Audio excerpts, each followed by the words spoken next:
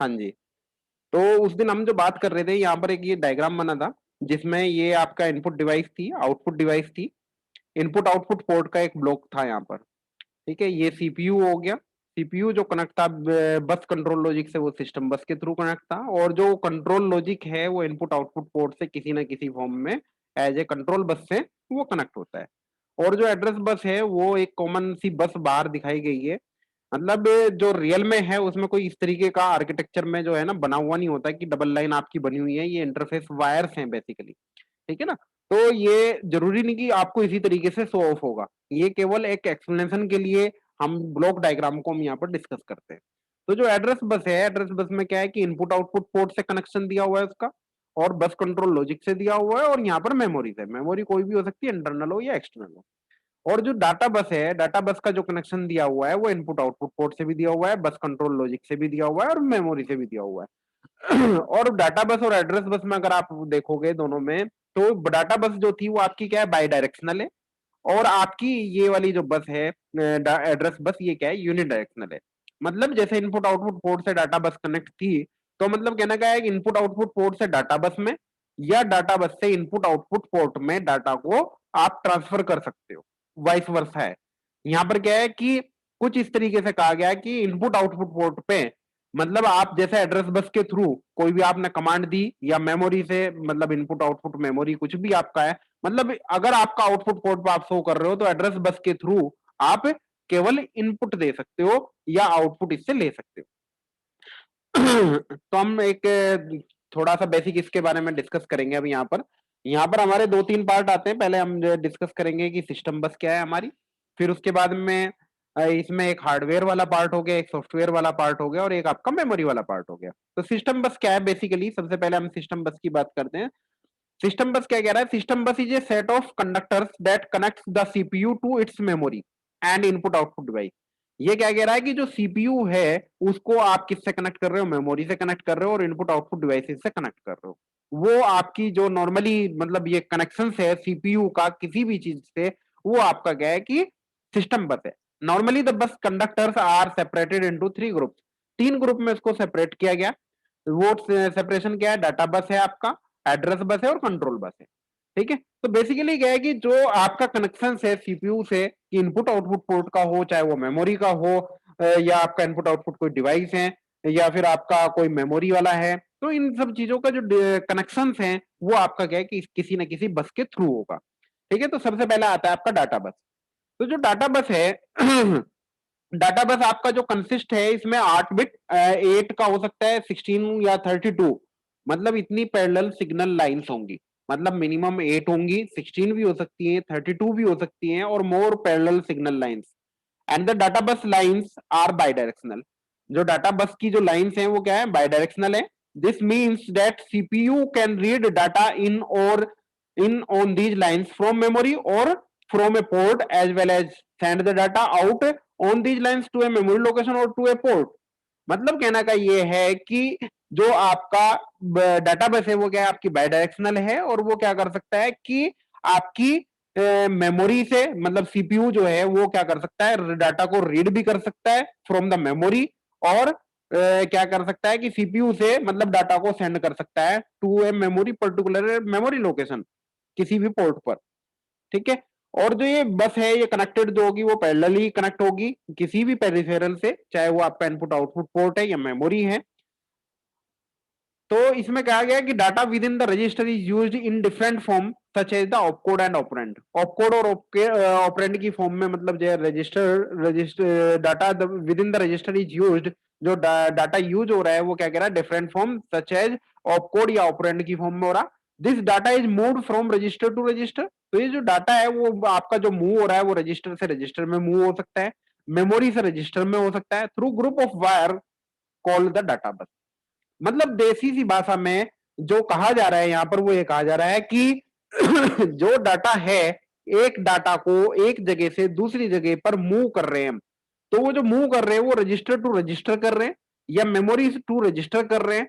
तो जो वो कर रहे हैं हम किसके थ्रू करते हैं, वो कोई ग्रुप ऑफ वायर्स है, और वो जो ग्रुप ऑफ वायर्स है वो आपका क्या है, डाटा बस है। And data bus within the microprocessor is called as the internal data बस।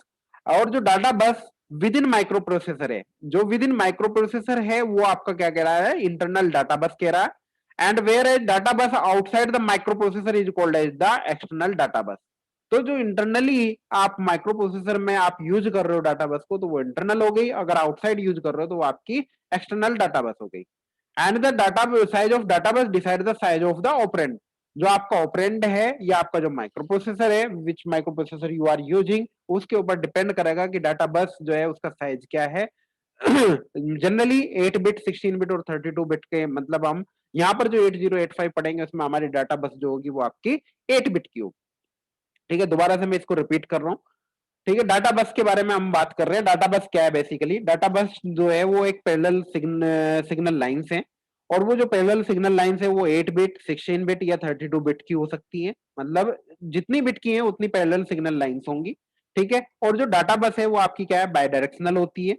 ठीक है, बाय डायरेक्शनल का मतलब ये हुआ कि सीपीयू जो है वो डाटा को रीड भी कर सकता है फ्रॉम द मेमोरी और input output port, as well as data को सेंड भी कर सकते हैं। मतलब कहना का ये है कि जो मैंने यहाँ पर डायग्राम में कहा था ये वाली चीज, कि जो आपका ये डाटा बस है, मतलब ये सीपीयू है आपका, इस सीपीयू के थ्रू, मतलब कहीं ना कहीं सीपीयू का कोई ना कोई तो कनेक्शन होगा ना, इनपुट आउटपुट पोर्ट है या बस कंट्रोल लॉजिक है या मेमोरी है। मतलब कहना का ये है, यहाँ से मेमोरी से डाटा उठाया, इनपुट आउटपुट पोर्ट पे डायरेक्ट ले जा सकता हूँ मैं डाटा बस के थ्रू। इनपुट आउटपुट पोर्ट से डायरेक्ट डाटा को उठाया, मेमोरी पे मैं मूव कर सकता हूँ। या सीपीयू में कोई डाटा है उसको मैं इनपुट आउटपुट पोर्ट या इनपुट आउटपुट पोर्ट से सीपीयू, किसी भी किसी फॉर्म में मैं डाटा को एक जगह से दूसरी जगह पर, मतलब वाइस वर्सा दोनों तरीके से मैं यूज कर सकता हूँ। वो आपका क्या है, डाटा बस इसलिए बाय डायरेक्शनल बोला गया। ठीक है बेटा। फिर इसके बाद आता है आपका एड्रेस बस। एड्रेस बस क्या है? एड्रेस बस में कहा the output of the program counter is given to the memory. एक जो आउटपुट है प्रोग्राम काउंटर का, एक एग्जांपल लेके समझाया गया है यहाँ पर एड्रेस बस को। जनरली तो क्या है कि एड्रेस बस जो होगी आपकी वो यूनिडायरेक्शनल बस होगी, और जो एड्रेस बस होगी उसमें कंसिस्ट होंगी, जो पैरेलल लाइंस होंगी वो 16 बिट की होंगी या 20 होंगी या 24 लाइन होंगी। ठीक है, 8085 में आपका 16 बिट का एड्रेस बस होगा। On these lines the CPU sends out the address of the memory location or input output port that is to be written to or read from. ये क्या कह रहा है कि मतलब सीपीयू जो है वो एड्रेस भेजेगा उस पर्टिकुलर मेमोरी लोकेशन का। ठीक है, जैसे कि एक एग्जांपल लिया है, यहां पर कह रहा है कि the output of program counter is given to the memory. ठीक है, प्रोग्राम काउंटर का जो आउटपुट है वो एक मेमोरी पे दिया। The internal decoder in the memory decodes this output of the program counter to locate a specific register in the memory. तो ये क्या करेगा, जो डिकोड करेगा मेमोरी में, तो वो क्या करेगा, लोकेट करेगा क्या, एक specific register in the memory. Memory में एक पर्टिकुलर स्पेसिफिक रजिस्टर होगा, वहां पर इसको वो करेगा, लोकेट कर देगा उसको। This means that the output of the program counter addresses a specific register in the memory. Thus, the output of program counter is called the address. क्या कह रहा है? The output of the program counter, जो आप program counter में आपका address लिखा हुआ है या डाटा लिखा हुआ है या कुछ भी लिखा हुआ है, जो आउटपुट है प्रोग्राम काउंटर का वो क्या है, आपका एक एड्रेस है। और उस and the group of wires that carry this address is called as the address bus. और जो ग्रुप ऑफ वायर्स है जो कैरी कर रहा है इस एड्रेस को, वो आपका एड्रेस बस है। And the number of address lines decide the how many register from the register array can be accessed. तो number of address lines decide करेंगे कि कितने रजिस्टर जो है आप रजिस्टर एरे से एक्सेस करोगे। ठीक है, तो इसमें क्या है कि एड्रेस बस क्या है, ये एक तो यूनिट डायरेक्शनल होगा। दूसरा क्या है कि मतलब क्या पर्टिकुलर, जैसे प्रोग्राम काउंटर होता है, प्रोग्राम काउंटर में जैसे अब हम आर्किटेक्चर पढ़ेंगे और पिन डायग्राम और आगे बढ़ते जाएंगे, थोड़ा थोड़ा सा प्रोग्रामिंग वाले फेज में जाएंगे, तो वहां पर हम देखेंगे कि प्रोग्राम काउंटर में क्या है कि पर्टिकुलर कुछ डाटा हमने कॉपी किया, तो उसका मतलब ये है कि वो जो डाटा है ना, वो हमें तो डाटा दिख रहा है, बेसिकली क्या है कि वो किसी ना किसी एक मेमोरी लोकेशन का एड्रेस होता है, और उस पर्टिकुलर मेमोरी लोकेशन के एड्रेस पर डाटा को कॉपी करते हैं। ठीक है, नेक्स्ट है आपकी कंट्रोल बस। कंट्रोल बस में the contour lines regulate the activity on the bus. जितनी भी एक्टिविटीज हैं बस की वो सारी यहाँ पर रेगुलेट होंगी। And CPU send signal on the control bus to enable the output of the addressed memory device और पोर्ट डिवाइस। तो आपका यहाँ पर typically control bus signals are memory read. Memory read होगा तो MEMR बार होगा। Memory write का MEMW bar होगा। इनपुट आउटपुट रीड का IOR, और इनपुट आउटपुट राइट मतलब IOW। मतलब कहना क्या है कि अगर इनपुट रीड हो रहा है तो IOR होगा, अगर आउटपुट राइट हो रहा है तो IOW बार होगा। ये कुछ सिग्नल्स हैं, कंट्रोल सिग्नल्स हैं, जो हम कंट्रोल बस के थ्रू टाइम टू टाइम कहीं ना मतलब जो है सीपीयू जो है उनको क्या कर रहा है, कंट्रोल बस के थ्रू सेंड कर रहा है उन सिग्नल्स को। The signals on all these buses must be coordinate with the signals created by various component connected to the bus. The coordination between these signals is monitored by bus control logic. तो जो ये monitoring हो रही है ये आपकी किसके through होगी, बस कंट्रोल लॉजिक के थ्रू होगी, जो आपका यहाँ पर डायग्राम में दिखाया गया है, ये वाला बस कंट्रोल लॉजिक है। इस बस कंट्रोल लॉजिक में जो कंट्रोल बस यहाँ पर दी गई है, ये कंट्रोल बस है।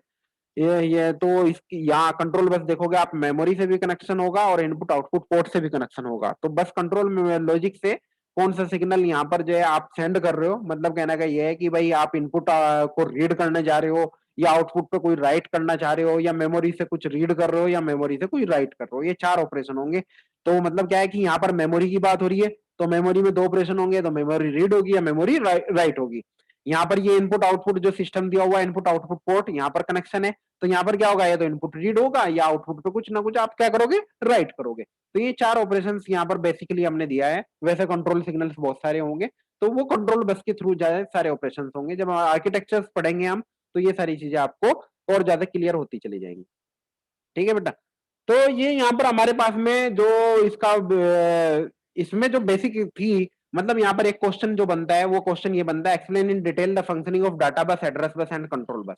अगर सिंपल आपसे फंक्शनिंग पूछी गई है डाटा बस, एड्रेस बस और कंट्रोल बस की, तो आप इस डायग्राम को ड्रॉ करोगे और ये जो चीज मैंने एक्सप्लेन की है इसको आप एक्सप्लेन करोगे, और आपका ये वाला क्वेश्चन यहीं पर फिनिश हो जाता है। दूसरा क्वेश्चन ये है कि इसमें और क्वेश्चंस बन सकते हैं, जैसे यहाँ पर आपका मेमोरी है, मेमोरी क्या होती है, मेमोरी कितने टाइप की है, इनका क्लासिफिकेशन क्या है, वो आपका बन सकता है। ठीक है। दूसरा क्या है कि हार्डवेयर पार्ट और सॉफ्टवेयर पार्ट वाला क्वेश्चन बन सकता है। तो अब हम जो डिस्कस करेंगे यहाँ पर, वो डिस्कस करेंगे मेमोरी मॉड्यूल। तो यहाँ पर क्या आएगा, मेमोरी मॉड्यूल। तो जो मेमोरी मॉड्यूल है, मेमोरी मॉड्यूल अगर आप देखोगे, मेमोरी कितने टाइप की होती है आपकी, 2 टाइप की होती है। एक आपकी इंटरनल होती है और एक आपकी एक्सटर्नल होती है। ये बेसिकली आप लोगों को मोस्टली मतलब जो है आप लोगों को क्लियर होंगे इंटरनल और एक्सटर्नल मेमोरी क्या होती है। इंटरनल मेमोरी को हम प्राइमरी मेमोरी भी बोलते हैं, और एक्सटर्नल मेमोरी को हम क्या बोलते हैं, सेकेंडरी मेमोरी भी बोलते हैं। ठीक है ना। मैं सारी चीजें यहाँ पर लिख नहीं रहा हूँ, मतलब जो जो मेन है रिकॉर्डिंग हो ही रही है। ठीक है ना। जो जो मेन होगा वो मैं यहाँ पर मेन पॉइंट लिखते जाऊंगा। ठीक है। अब जो आपकी जो इंटरनल मेमोरी है, इंटरनल मेमोरी जो होती है वो आपकी क्या है कि या तो रोम भी हो सकती है और रैम भी हो सकती है। इसका जो क्लासिफिकेशन है वो 2 टाइप से है। तो जो रोम है, रोम कौन सी होती है आपकी, रीड ओनली मेमोरी होती है। सॉरी। और आपकी रैम क्या है, वो रीड एक्सेस मेमोरी आपकी जो होगी। ठीक है। जो एक्सटर्नल मेमोरी है, एक्सटर्नल मेमोरी या मतलब आप कहो कि सेकेंडरी मेमोरी है, तो सेकेंडरी मेमोरी में आपकी क्या आती है, इसमें 2 पार्ट में डिवाइड करते हैं हम, कि सेमी रैंडम एक्सेस। एक होता है सेमी रैंडम एक्सेस और एक होता है आपका सीरियल एक्सेस। तो जो serial sorry, semi random access में जो आपके पास में आते हैं, जैसे कि आपका फ्लोपी हो गई, इसमें जो आएगा सेमी रैंडम एक्सेस में आपका फ्लोपी आ गया। ठीक है। आपकी जो हार्ड डिस्क आ गई, वो आपकी इसमें आएंगी, हार्ड डिस्क होती है, या आपकी सीडी रोम जो हो गई, वो आपकी सेमी रैंडम एक्सेस में आएगी। सीरियल एक्सेस में आपकी क्या आएंगी, जिसमें मतलब आपकी मैग्नेटिक टेप भी हो सकती है, मैग्नेटिक टेप। और दूसरा आपका एक होता है मैग्नेटिक बबल, मैग्नेटिक बबल होता है, BUBBLE। और एक होता है आपका CCD। ठीक है। तो ये 3 तरीके के मतलब जो क्लासिफिकेशन है, मतलब आपका जो एक्सटर्नल मेमोरी वो 2 पार्ट में होगा, सेमी रैंडम एक्सिस होगा, सीरियल एक्सिस होगा। ठीक है। सेमी रैंडम एक्सिस का एग्जांपल फ्लॉपी डिस्क है, हार्ड डिस्क है और सीडी रोम है। मैग्नेटिक टेप, मैग्नेटिक बबल और सीसीडी जो आपके हैं, सीसीडी आपका जो होता है चार्ज कपल्ड डिवाइस होते हैं। ये होते हैं आपके चार्ज कपल्ड डिवाइस होती है सीसीडी की फुल फॉर्म। ठीक है बेटा। तो मेनली जो आपके जो इसमें जो क्लासिफिकेशन है मेमोरी का, मेमोरी 2 पार्ट में क्लासिफाई थी, एक इंटरनल और एक एक्सटर्नल में। इंटरनल को आपने प्राइमरी स्टोरेज भी बोला है, एक्सटर्नल को आपने सेकेंडरी भी बोला है। ठीक है बेटा।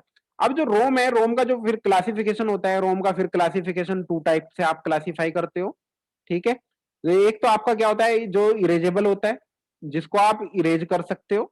और एक आपका जो होता है वो परमानेंट स्टोरेज होता है, परमानेंट भी होता है।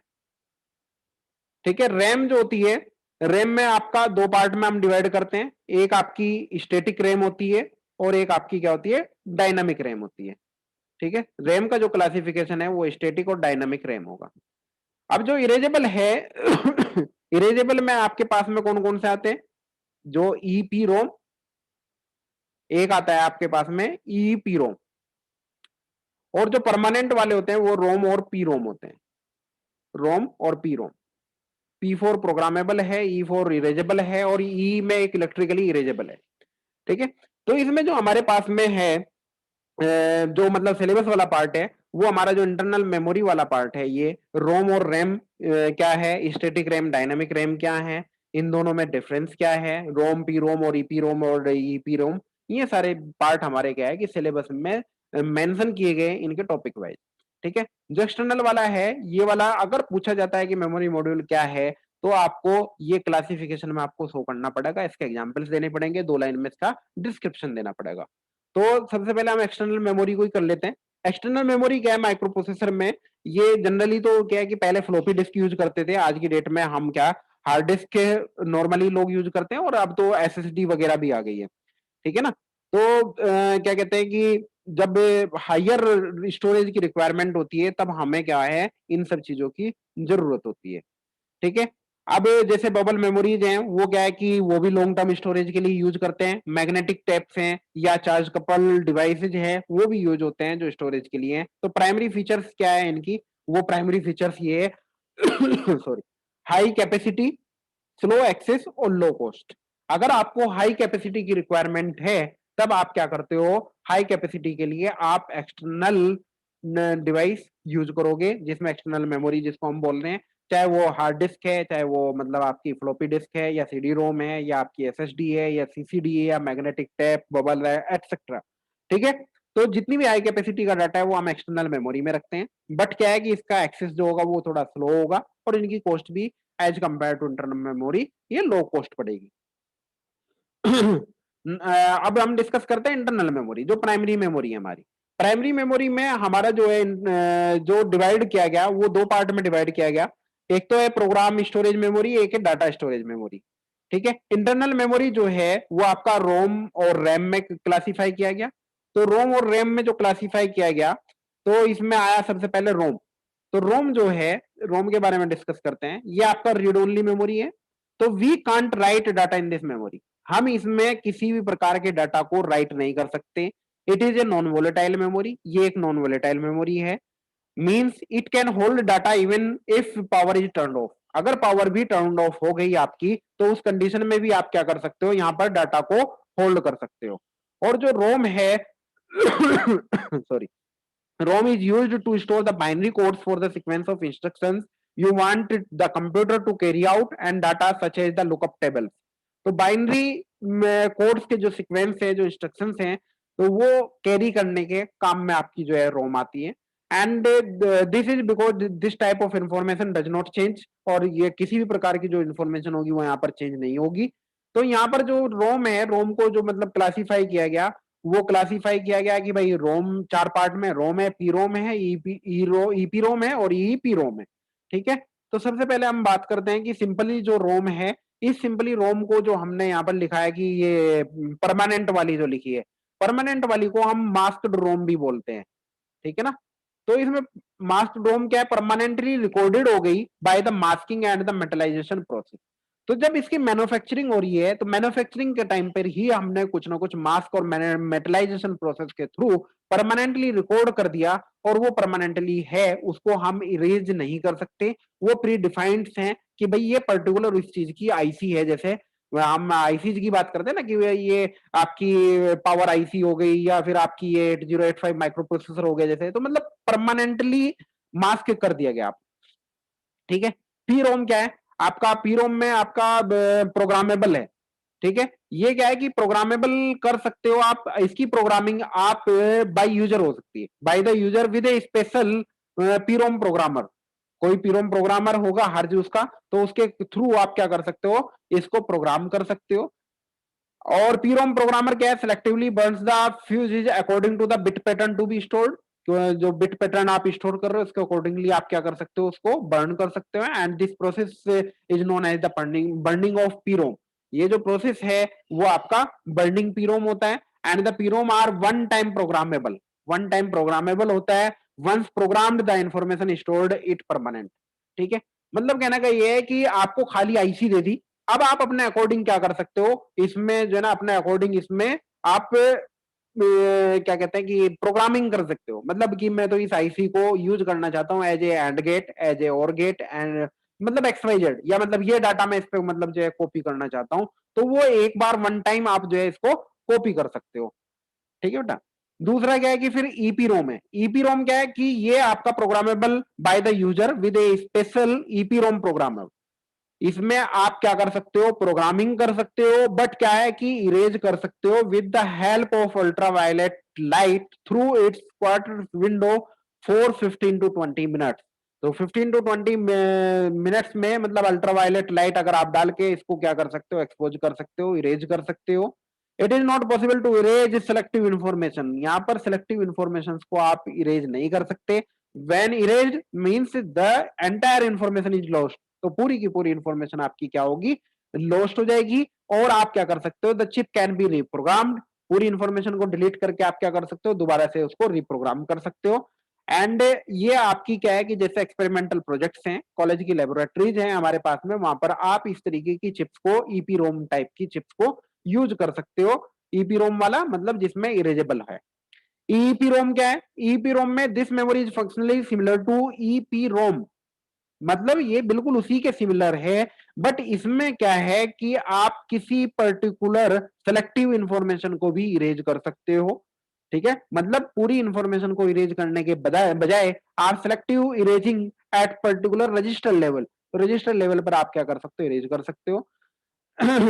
तो इसमें क्या है कि special chip erase mode by which entire chip can be erased in 10 millisecond. 10 millisecond में आप पूरी एंटायर चिप को इरेज कर सकते हो। तो जो टाइम है इसका वो क्वाइट स्मॉल है as compare to time required to erase the ईपीरोम।